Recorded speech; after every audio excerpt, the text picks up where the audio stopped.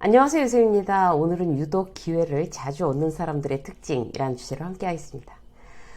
신앙이 있는 사람이든 없는 사람이든 자기한테 힘든 일이 닥치면 간절한 마음이 되고 그 마음이 기도가 되죠.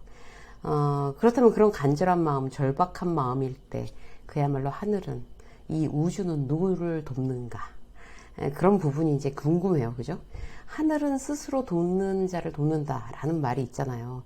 우리가 기회를 얻기 위해서는 기회가 나한테 올 만한 노력에 정말 최선을 다하고 있는지, 우리가 할 수 있는 건 그것밖에 없는 것 같아요. 그게 전부죠, 사실.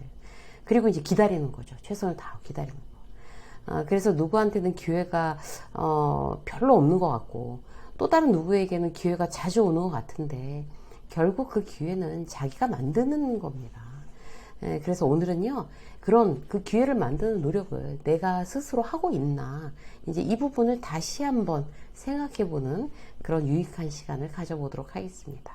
자, 첫 번째, 기회가 자주 오는 사람은요, 남들보다 더 잘 버티는 거예요. 이 부분은 정말 공감하시는 분들 많으시죠?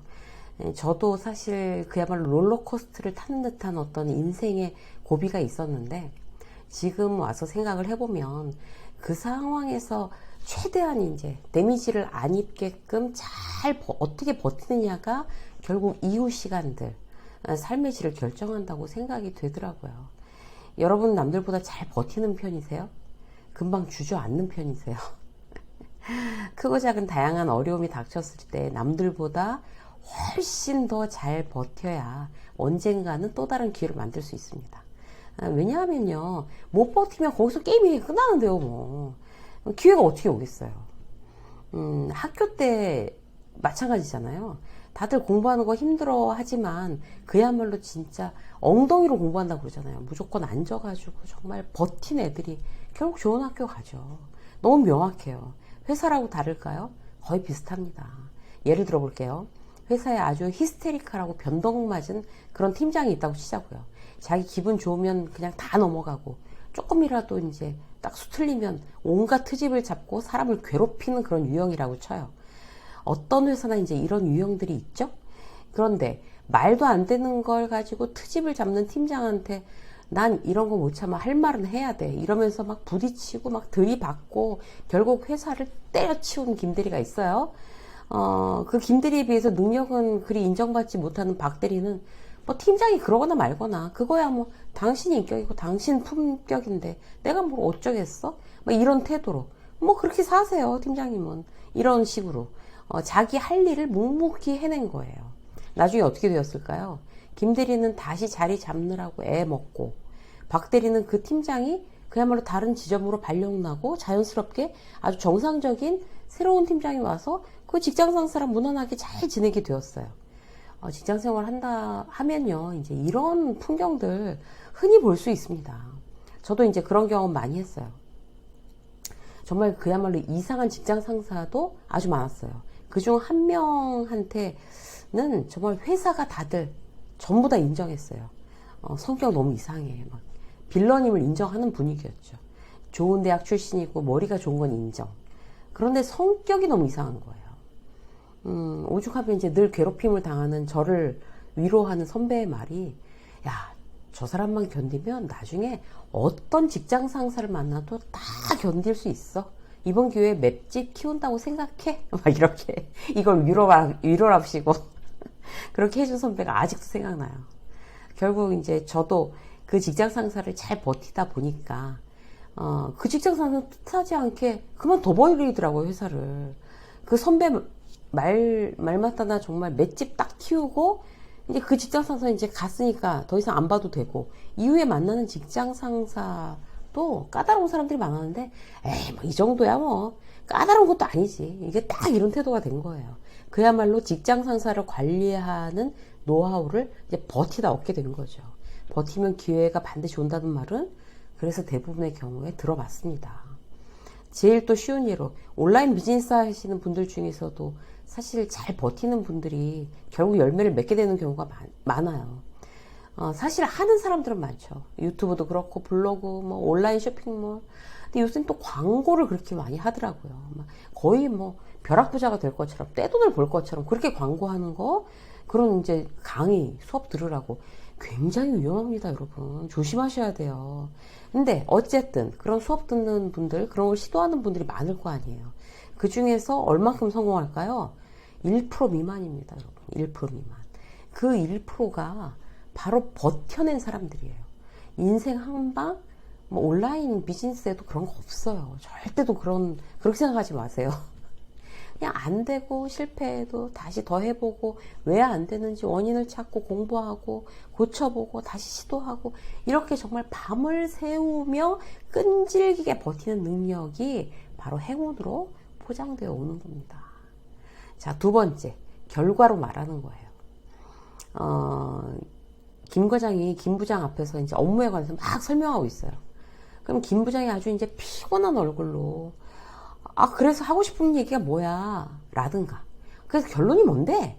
이렇게 묻는 장면 여러분 익숙하시죠? 어떤 의미예요? 변명이나 과정은 별로 관심도 없어요. 듣고 싶지도 않아요. 결과, 실적, 이런 거에만 관심이 있다는 거죠. 사회가 그렇습니다. 그게 속성이에요. 인정해야죠. 새로 브랜드를 런칭했는데 매출이 너무 안 나오는 상황이라고 가정해 보시자고요. 이때 경기가 너무 안 좋아서요. 이런 말 통해요?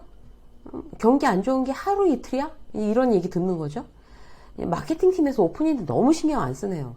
막 다른 팀을 이렇게 원망해요? 그러면 뭐 그러게 말이야. 뭐 지상사가 이러겠어요? 또 어떤 리더는 자기 팀 탓을 해요. 너무 맨파워가 약합니다. 저도 힘듭니다. 이러면 듣고 있던 직장 상사가 결국 폭발하겠죠. 힘들면 그만둬! 이러면서. 특히 프로의 세계는 변명이라는 거 자체가요, 자기한테 칼이 되는 거예요. 그래서 뭐든 결과로 나를 증명한다는 그 원칙이 제일 중요합니다. 처음으로 팀장이 된 사람이 있다고 쳐봐요. 그 영업팀장으로 야심차게 시작했는데 그 영업팀원들이 원래 영업통이 아니에요. 영업을 해본 팀원이 절반도 안 돼요. 그래서 맨파워가 그야말로 약해요. 그래서 팀들 중에서 꼴찌를 한 거예요. 그러면 맨파워가 약해서 꼴찌했습니다. 이러겠냐고요. 누가 봐도 어딜 봐도 팀 맨파워가 약해도 그것 때문에 결과가 좋지 않다는 걸 인정해줄 직장 상사도 없고 동료도 없어요. 가장 현명한 리더라면 실적이 안 나와도 자기가 이끌고 있는 팀 맨파워를 변명으로 내세워서는 안 된다는 거예요. 이번엔 이런 결과지만 하반기에는 이런 전략으로 이 정도 목표를 꼭 달성하겠습니다. 이 얘기만, 변명 없이 이 얘기만 딱 하는 사람이 고수인 거죠. 결과만 중요한 거예요. 다른 원망이나 변명은 나 자신에게 피해를 주는 거죠. 나를 보호해주지 않습니다. 또 하나, 이런 기회를 얻기 위해서는 말을 줄여야 돼요. 무슨 의미인가 하면 말이 앞서는 사람은 기회를 상실하기가 상당히 쉬워지는 거죠. 왜냐하면 사람들은 말 많은 사람 믿지 않습니다.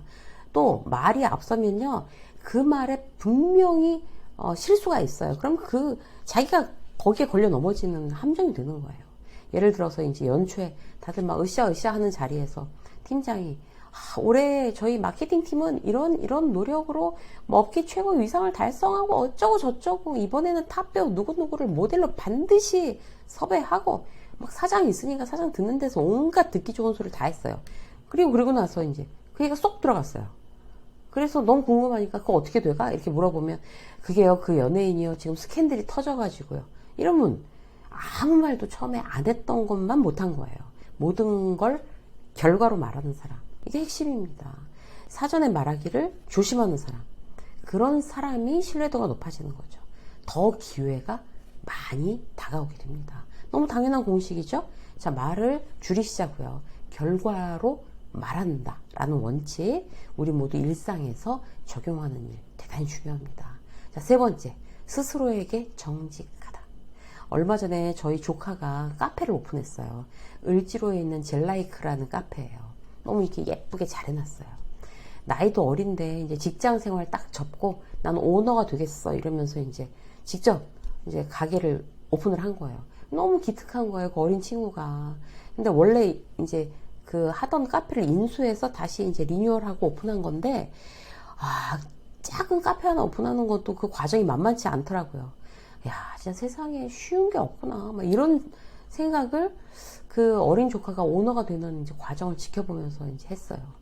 근데 제 조카가 융통성이 별로 없는 친구예요. 그러니까 인수받은 그 카페에 이제 뭐 냉장고, 제빙기, 커피 머신, 뭐 창고 이런 게 다 있을 거잖아요. 근데 그게 사람 입에 들어가는 음식을 만드는 거기 때문에 자기 마음에 들 때까지 완전히 깨끗해져야 된다는 거예요. 막 소독하고 청소하고 닦고 이러느라고 원래 오픈 일정도 막 미뤄졌어요. 안 보이는 그 창고를 누가 보겠어요? 손님이 보겠어요? 누가 보겠어요?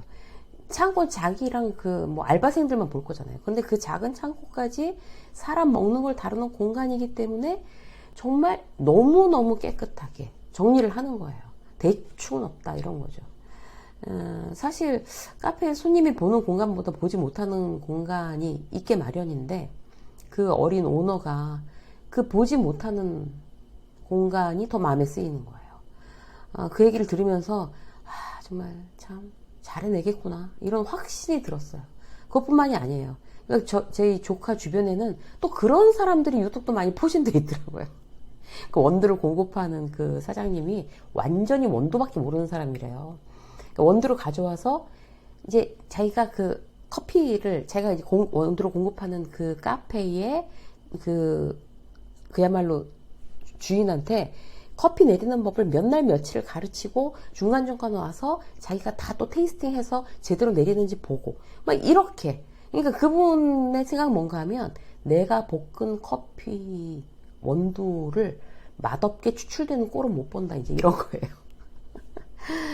과일도 마찬가지예요. 수박 주스를 하는데 수박 이렇게 비싼 거 써가지고 남는 게 있냐?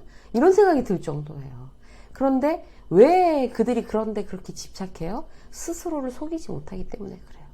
대충이 안 되는 거죠. 결국 장기적으로 볼 때 그런 기본 자질을 갖춘 사람들이 기회를 더 자주 잡게, 큰 기회를 잡게 되어 있다는 겁니다. 우리 이제 사회생활 오래 해보면 주변에서 그런 많은 일들을 보고 느끼잖아요. 그죠? 그들은 스스로 속이지 못하니까 남도 속이지 않을 거고. 그러면 다들 알게 되거든요. 오늘 우리 다시 한번 이제 리마인드를 해볼까요? 나 자신 스스로를 속이지 말자. 이렇게. 그러면 기회는 언제건 또 온다. 더 자주 온다. 이런 사실을 우리가 이제 오늘 또 한번 기억했으면 좋겠습니다. 유쌤의 직장 수업 여기까지 하겠습니다. 고맙습니다.